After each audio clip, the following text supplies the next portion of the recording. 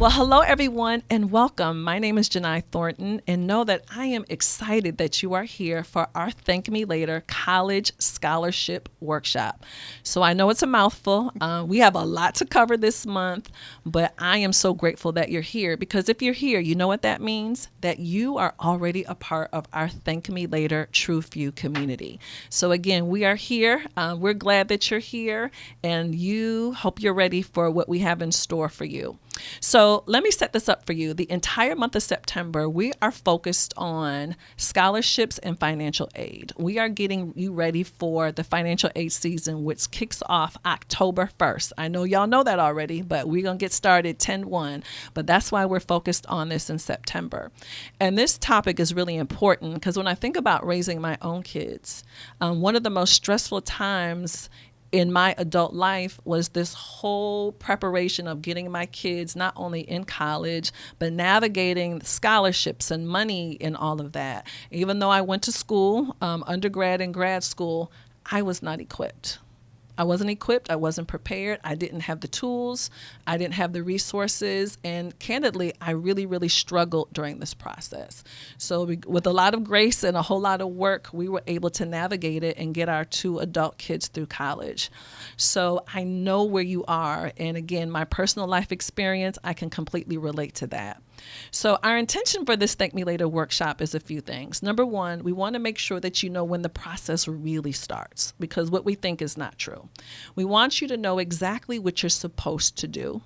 We want you to know when you're supposed to do it, and we want to make sure that you have the tools and the resources and ultimately for your babies to go to school where you want them to go to school, where they want to go to school without you having that financial burden, because we already have enough on our plates. So we don't want to have to write those big checks or be stuck with all that student loan debt.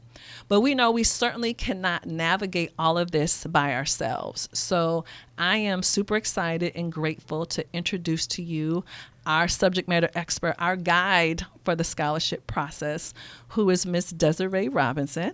Desiree, how are you? I'm so happy that you're here. I am ecstatic to be here. Grateful to the TML family. Yeah, well, we are glad that you're here. And I want to tell a story about why you are our subject matter expert. All right. So Desiree and I actually just met a few years ago at a Jack and Jill event. And we ended up sitting at the same table, had several things in common.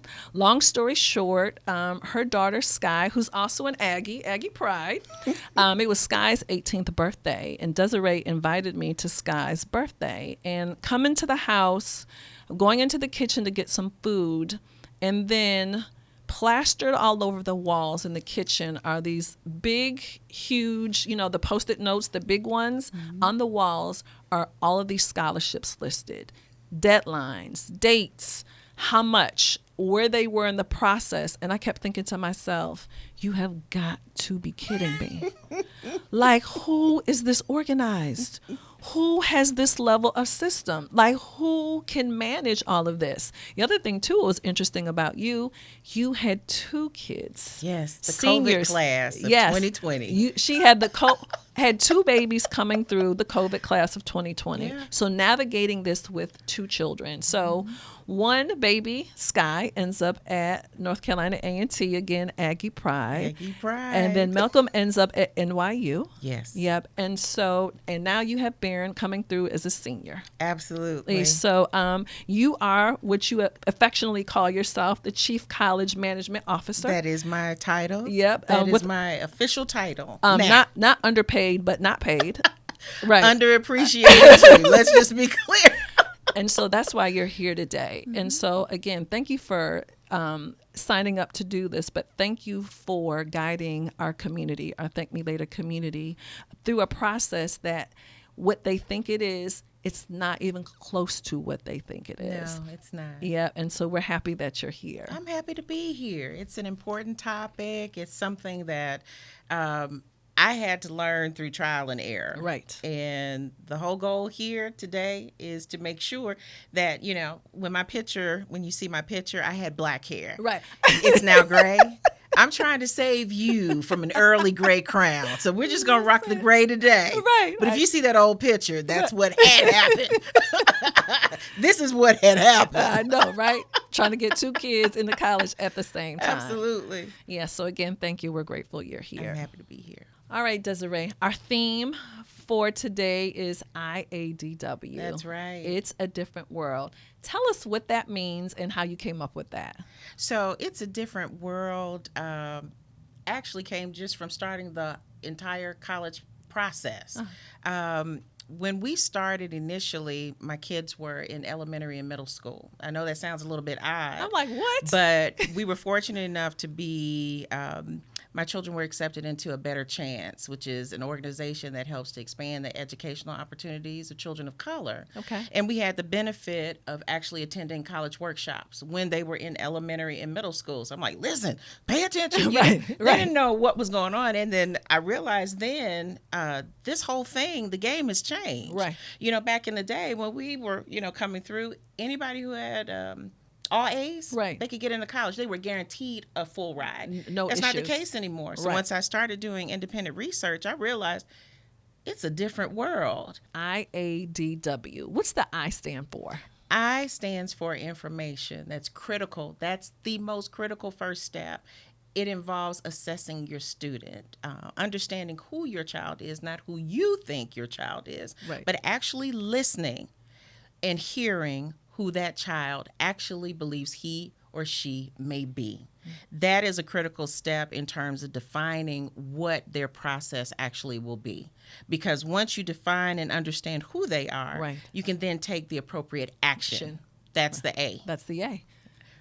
And so A action means, expound on that. A action actually means going through the action steps that you need to be able to prepare the work that is involved in identifying your major, identifying the school, and identifying the scholarship opportunities that are tied with that major, and the beginning of the whole process of outlining what the vision is and making it plain. Also in the action step, we do what is called a college vision board, which is something that we're going to talk about in our next installment. But the next piece is D. Define. You want to be able to clearly define the path that your child is going on. And by defining that path, you're able to specifically identify and target scholarships that will be a better match for their skills and abilities, in great hope that you can actually earn the scholarship dollars to finance their education. But that involves a whole bunch of work. So that's what that W stands for. That's what that W is. You need not know, you need not believe that that's not going to be the process. It's a lot of work. It's a lot of work. Is it doable? Yes. But what we try to do with IADW is to identify targeted strategies to make it better for parents and easier to put you on a path. So you're just not going all over the place. And it's funny, Desiree, when I hear you say that, what I'm immediately thinking is most of us parents think the scholarship process is pull down the application, fill it out, submit them, not understanding all the pre-work, the pre-steps that have to happen. The work is towards the end, the actual completing of the scholarships. It's this pre-work, getting to know our children, identifying what their skill sets are, gathering all that information. Then we can get to work on completing the scholarships. Absolutely. Because inevitably, in the assessment of their skills and abilities, it comes down to what I'm going to call the ATL. It's your academics, your test scores, and your leadership. I think people have no idea how important leadership is. Absolutely. Just about every college scholarship we filled out, or every college application we filled out, asked your leadership experience, servant leadership. They want to be able to see long-term leadership skills and abilities of the student. Essentially, colleges want to be able to look at your child as, this is my next great alumni. And only in demonstrating those leadership abilities are they able to actually see that there's a pattern, not only leadership, not only in school, leading organizations, but leadership in terms of community service. Do you have a servant leadership thought process. Right. Naturally, organically. Now, I'm Right. not talking about go to the Y, Right. child. And, Right. No. Right. We really want children to actually embrace the leadership that they display in the community, Right. that they feel it, that they know it, and it's unique to them, not something that's contrived. Right. I think what's interesting, being a parent, having gone to school, I'm sure we went about the same time. Just we took for granted how easy it was to apply for school and to get into school, and not understanding how competitive it is, not only to get into school, but to get those coveted scholarships right now. Under IADW, what I advise parents, my question is, what is your child's competitive advantage? And here's when I realized that it was very difficult. When I spoke to a financial aid officer, Right. trying to, I need some more money, ma'am. Right. And she pretty much just said, what's the difference between, I ran down the baby's, whole portfolio. Right. She's 4.1 and Right. she has leadership skills. And I'm thinking, I got something. Right. She said, ma'am, what's different from your 4.0 than the other 4.0s that I see every day? Oh my God. And that's when it hit me. I'm Right. like, whoa. Hold What's our up. competitive advantage? Yep. So just be clear. Everybody has an A these days. The pressures that we have put on our teachers Right. and our systems to Right. be able to demonstrate that they are strong school systems. A lot of times, some of those A's are not necessarily earned A's. Agreed. They are, let me get your child out of here. Right. You've Right. called me too Right. many times. Yeah. I'm sick of this child. Right. Let's just go ahead Call and it keep what it it is. 100. Yeah. So your competitive advantage doesn't necessarily always come with your grades. Right. What did you do in the community? What did you do while you were in school? Right. How were you set apart differently? And most importantly, who knows that you did it? Right. Your letter of recommendation is tied not only to that counselor, but that teacher that says, doesn't do the rote, this is the best student in the world Right, letter. right. Because let's be clear, the college admissions officers say they get the same letter over and over from the again. counselor, Right. and the teacher too. Right. But you want that teacher to be able to say something completely different Yeah. about your and also a community representative, organization, your clergy. You want them to be able to say you have had dedicated Right. and committed service. Right. Not you just showed up for 3 hours on the weekend and now you want a letter of recommendation. Right. That's not going to cut it. Right. So it's apparent. It's a different world. We're all familiar with that show. I'm representing my school today too.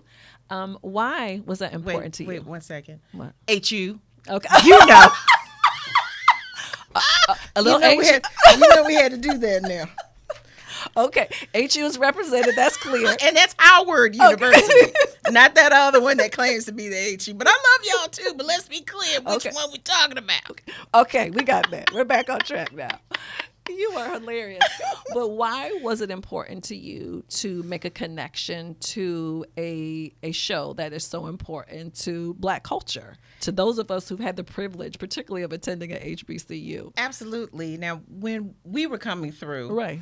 It's a Different World, or A Different World is actually the title of the show. Right.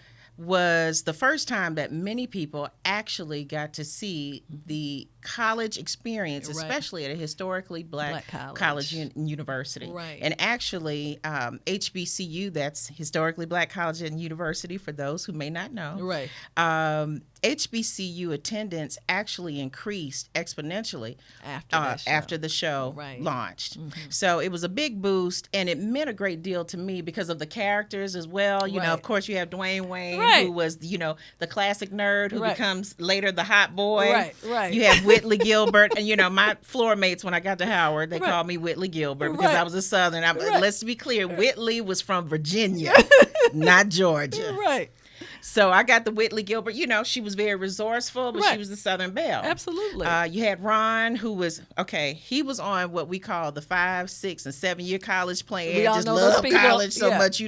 No, we're not going to do that. It's Right. 4 years. Right. You're out, okay? Right.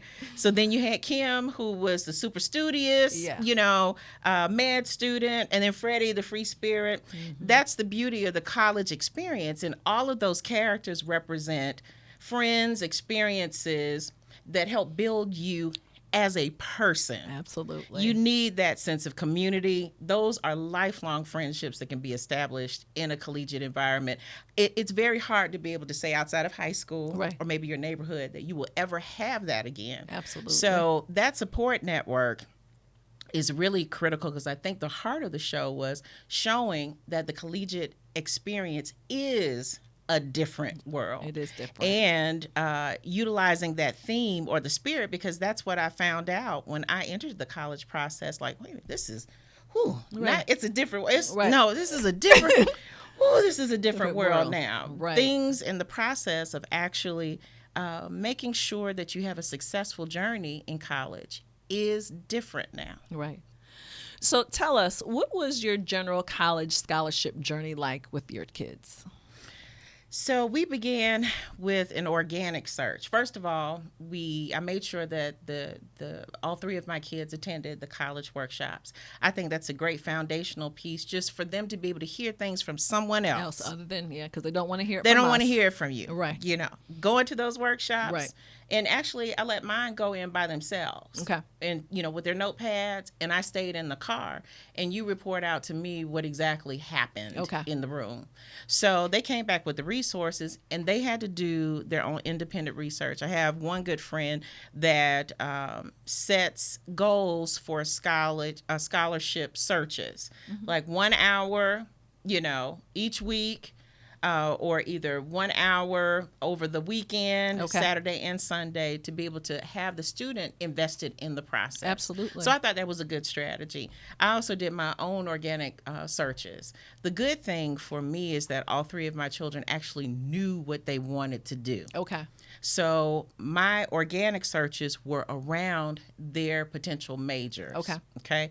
And then the other piece was also identifying colleges using U.S. News and World Report, which is a good resource, not the only one, but certainly a good resource that actually ranks colleges and universities, and also gives you a special search feature to be able to determine the schools that fit a particular major, or the top schools. Okay. So that was one other process that we looked at, and they created a list of the schools based upon that criteria, and then also the scholarship searches, we just started cataloging them.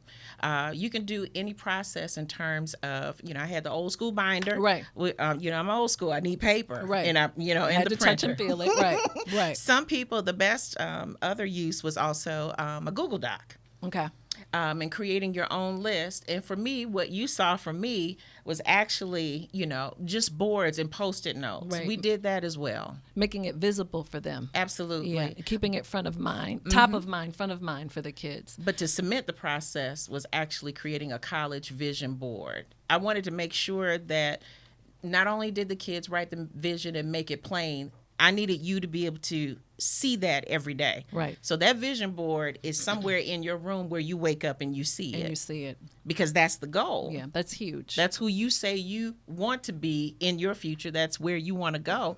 So all roads, your movement, your speech, your study habits, your academics should lead to that vision. Right. And when I hear you talk about that, it just really makes me reflect on the process with my children. My oldest son, Trevor, smart as a whip, but if I would have taped an SAT prep book to his head, he still wouldn't have read it or studied. Like, it was a challenge. It was a challenge. He also went to A&T, and people think he went to A&T because I went there. He went to A&T because that's where he got money to go. I wanted him, I did. I wanted him to go to Hampton. That was my first choice for him. But it didn't happen that way. But it was difficult because he would not engage in the process. Wow. He wasn't, but that boy could test like nobody's business. So he looked really good on paper. Black male, I think we just got extra points for that. Absolutely. Yeah. And our second son was an athlete, which was a whole different process in and of itself. Still very stressful, a lot of heavy lifting, but we weren't equipped. We weren't ready for all the work that we had to do to get these kids into school and out the house. So when you think about the whole process, none of us parents are thinking about assessing our student as the critical first step. Why is that so important? Well, Janai, for me, I believe in actually In terms of parenting, my approach has always been to tailor everything that I did for my kids to what I saw their natural organic movement was, meaning I listened to who the child is. Okay. There's some parents, oh, we've been Morehouse men for generations. Right. That's where you're going to Morehouse. Right. If that's the way you want to roll, right. Totally okay. However, if they want to go to Howard University, right. I would not impede in that process. Understood. One of the things that we want to do as parents, I see our role as shepherding. Okay. Not dictating, but shepherding the process. If the child is musically inclined, one of the things that I've been able to do is find the free program in music and see if they stick to it. Okay. Then if they stick to it, and when I say stick to it, I mean, Mama, I'm going to be late for my right. set, I look for that movement. That's different, right. So when that started happening, I'm like, okay, we can take this up a notch, right. okay? Right. So now I can put money behind it. So then there's the paid program. Okay. And then the next step after the paid program, if they successfully completed that, then the next step would actually be a more intentional program, such as at a college or university that they desire to attend. Okay. So, for example, with Malcolm, my student at NYU, he is in television and film. He started with Vox Teen Communications. Actually got in trouble at school. I told him I was going to tell the story one day. Right. He got in trouble at school. Tell it. Wrote something he wasn't supposed to write. Right. I said, so, okay, you got to do mama grit. You, Right. you want to write? Right. I'm going to help you write. Right. So I put him in Vox Teen Communications, which is an organization here in the Atlanta area that provides, it's a teen publishing, self-publishing organization. So they learn video production, journalism, the whole 9 yards.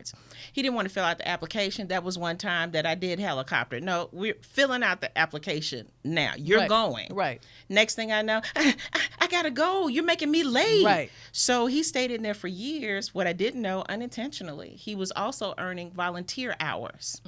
So one of the things that you were killing two birds with one stone. Did not realize it. So that's my strategy for parents. Right. Put them in the place where the passion exists, and especially if you can find an organization that will help them develop skills.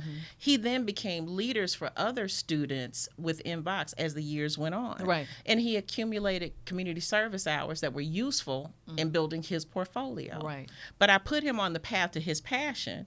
And as it turns out, soon he became a podcast. He was the podcast producer for 2 years. Wow. So coming out of freshman year at NYU, he applies for a fellowship. And the workforce and career development person that gave him the opportunity said, I didn't realize you were a freshman. This is for upperclassmen. Because of his experience at Vox, serving as audio editor for 2 years, right. He was the only freshman among upperclassmen and even professionals this summer. So you plant that seed early. Okay. But if they're not running, you stop running when the kid stops running. Okay. And then pivot. What I also hear you saying as a parent, and definitely a step that I missed, I never stopped to assess my kids because I think in my head I thought that I knew them, but I don't think I really did. Not in the context of this next step of getting ready for school. And I think as mothers, it's probably very easy to feel arrogant in that way because those are my kids. I've been raising them. I know them. And I don't think it's true. No, they shift. They grow like we grow. Right. We're not who we were when we were 20. Absolutely. So it's really very key, especially when it comes to academics. You have the opportunity to look at curriculums, not only in high school, but also the college curriculum. Right now, that's what I had Barron do in terms of deciding the college. Pull down that college's curriculum. Are these the classes that you actually really want to take? Not just picking the major. That's not just picking the major. Right. Do you see what they're laying out for you? Will that work for you? And that actually changed the game in terms of number one, number 4 went to number 1 after we looked at the curriculum. Also at high school, because you need to know if that high school is preparing you for that particular college and university. Absolutely. What are the credits? What are the major, areas that are critical in order to be able to be accepted there? Even academics in terms of advanced placement courses or international baccalaureate programs that a student can take advantage of, if some school systems do offer it, others don't. But if it's an international baccalaureate in the field that your child is passionate about, right, that counts towards their major. It right. counts towards Get those college credits. Absolutely. Right. And then the test scores. Sometimes we have to hire a tutor. Mm-hmm. Sometimes you have to pick up late because you need to ensure that your student is with their teacher, getting the additional help and the resources that they need. Right. Sometimes, if we can't afford it, it's going to the library or searching online for free programs, and even community programs that also offer free that resources. Test prep help. Absolutely. Right. So let's dispel this myth. A lot of parents think the scholarship process begins in the 12th grade. Absolutely not. We start in the 12th grade. When does it start for real? It starts middle school. The resource. I need you to pause right there. Uh-huh. So for a parent, that's a lot to take in because you're just trying to get through school. You're just trying to get the babies fed, educated, and now you're telling me in the 7th, 8th grade. 7th and 8th grade. I have to be focused on college already. You have to be focused on college, 7th and 8th. I mean, you can do it as early as 6th grade. Wow. You can consider taking advanced placement tests as early as 7th, 8th grade. Although COVID-19 has impacted programs such as the Duke TIP, the Talent Identification Program, there are other programs that will allow for admittance in those. These are academic enrichment programs. So there are other programs that allow admittance based upon taking an early ACT. Okay. That's what happened with my youngest, Barron. He has been a Duke Tip Scholar since the 6th grade. He took the ACT, so I had an early benchmark on where he stood. Nice. Absolutely. I didn't even know you could do that. You can. It's a qualifying piece to that particular program. So each year we knew what to build upon. So actually, he scored high enough in 10th grade. He didn't have to take the ACT anymore. Wow. So that's what we will be using, of course, this year because of COVID-19. A lot of universities are not allowing test scores. Right. But, you still want to make sure that you weave that narrative in questions that say, is there anything else you want to tell us about yourself? Yes, I made a 36 on the, you need to stick that in there in that narrative. Right. That's where you need to put that. Right, little bracket. You don't want my test score, I'm going to tell you about it anyway. Right. That's what you need to do. Right. I love that. So let's talk to the mother who obviously she's working full time. Mm-hmm. She has this child and possibly other children. She's running a household. She wants a life of her own. And she's like, how and when am I supposed to do all of this? Oh, you mean talk to myself? Yeah. So self. Yeah.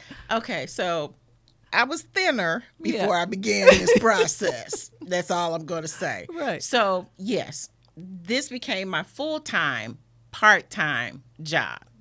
Got off of work, picked up kids, made dinner right in front of the computer, and we're identifying scholarships. Mm-hmm. And let me say, did the work pay? I mean, we did. We're still going. Right. Let's be clear. And then later on, we can talk about, you know, the child that followed the process and the one who did. Yeah, we're going to talk about that next. Yes. Okay. So going through, when I say late nights, yes, I put them in. Right. We filled out for Sky and Malcolm just alone 100 scholarships. Literally 100. 100. 100, because by the time you saw the posted, it had 40. Because you said, "How many do you have?" I was like, and I'm like, "Oh no, there's another board." Yeah, no, we were at 80 then, and because Malcolm and I made clear to both kids, I said, "No one is going to be jealous about what the other gets." Right. So I did have to take it down after I said, "How is it getting more than me?" Right. So I told them, right, the likelihood that your brother may receive more scholarships than you. That blackmails everything. Blackmail is everything. God. Because, I mean, sisters, they come in. Yeah, right. We're coming with. Right. There's so many of us in school. Yeah, there's so many of us in school. You're not even impressed by it anymore. No. I mean, the sisters, they're killing it. On it, yeah. So she went into a more competitive pool. And then, Malcolm's like, what? Right. He can just walk in, scholarship for you. Right. And so my daughter is like, I did all that Right. He gets all those scholarships. I said, I told y'all from the beginning, this is how it's going to go down. Right. And I mean, that is the truth. The competitive advantage that Malcolm has, being a black male in this season, where black males are being killed as well as females, but the attention or whatever, money is just being thrown left and right. Right.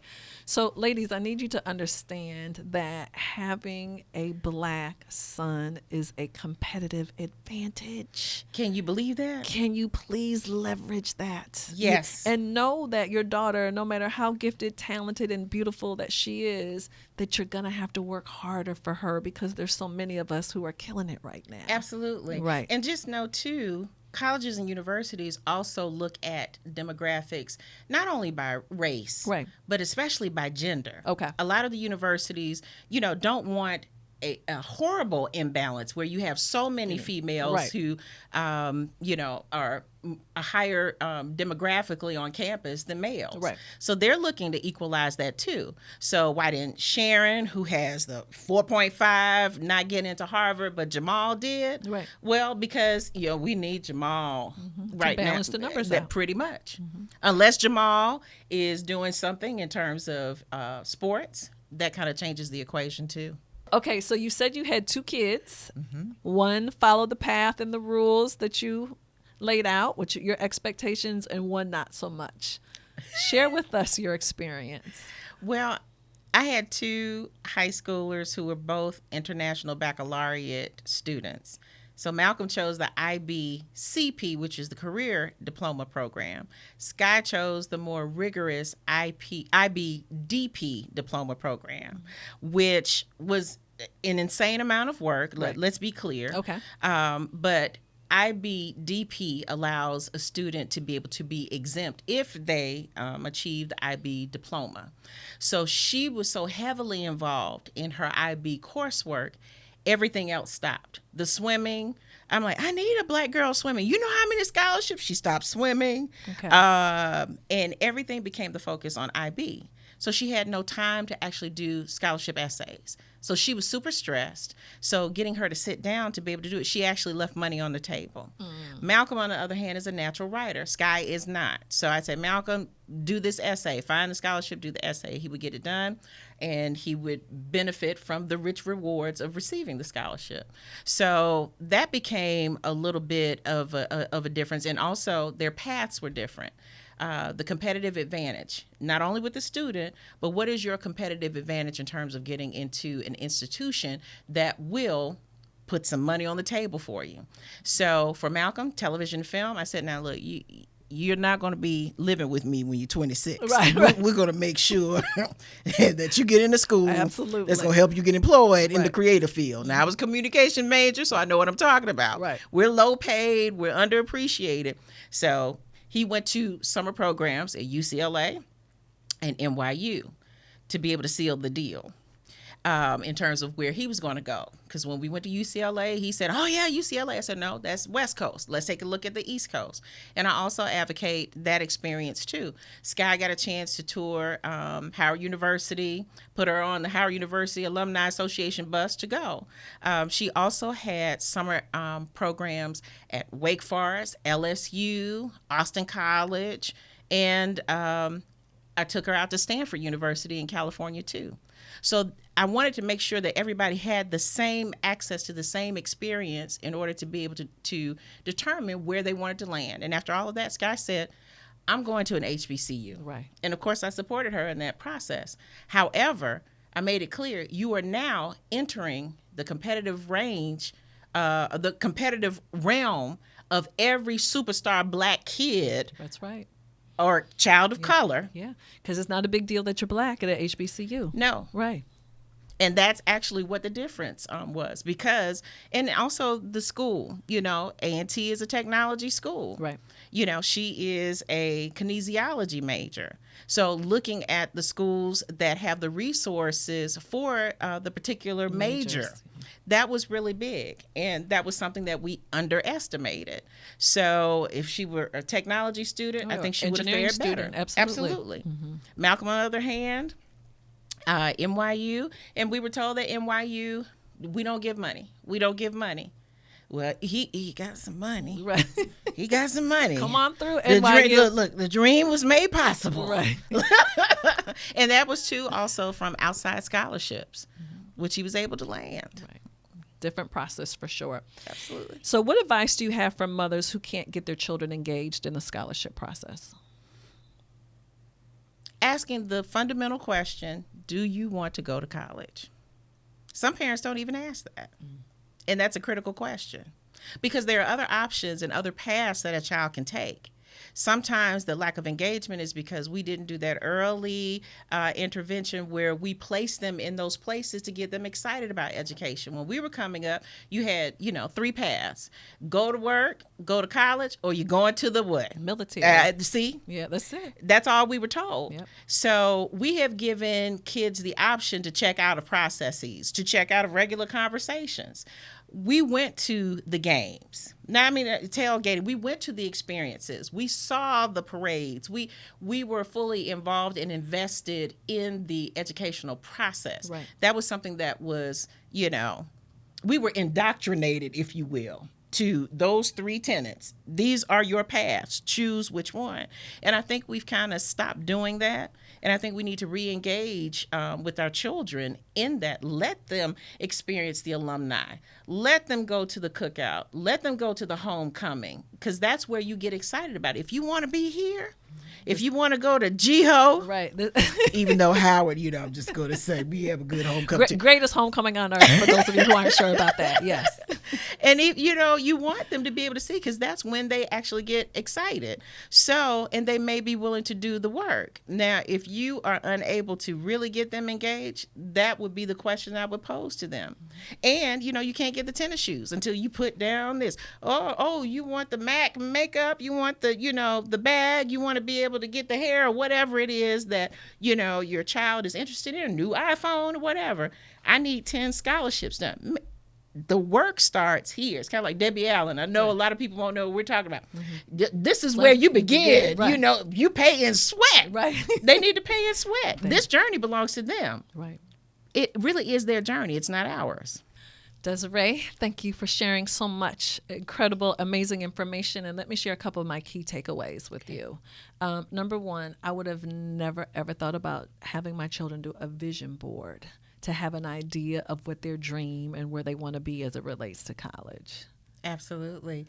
It has been the one piece that has cemented the process, because actually in developing a college resume for scholarship opportunities, I've had to go, where's your vision board? Find the vision board, because it had all of the information there to populate all of those applications every single time. Yeah. What a way to gather the information, but also an opportunity for us as parents to get to know our kids a little better too. Absolutely. Yeah, I love that.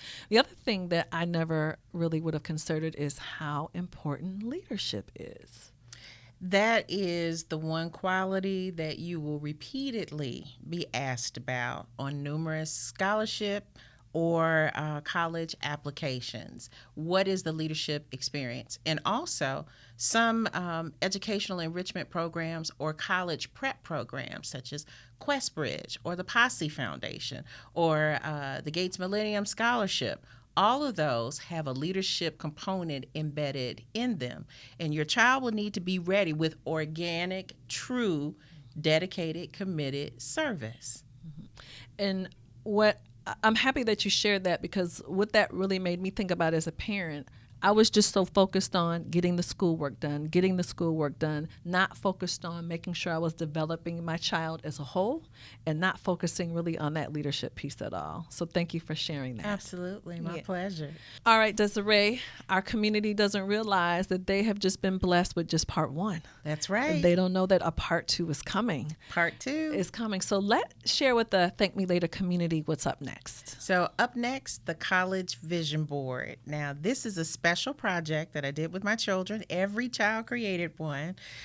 It's a way to kind of catalyze all of the dreams and the wishes, as well as the requirements and the information, and to give them the opportunity actually to write the vision and make it plain, and to see it every day until they get there and get that money. Okay. So the vision board is coming, ladies, part 2. Well, ladies, I know how beneficial this Thank Me Later TrueView Community Scholarship Workshop has been for you. Look, my kids are grown and I've still learned a lot. Happy to be past this part of my life, but super grateful for the information. And Desiree, I just want to say thank you. Thank you for being so generous with your time and also the transparency into your family and into your entire process. This has been my ultimate pleasure to pass this information on.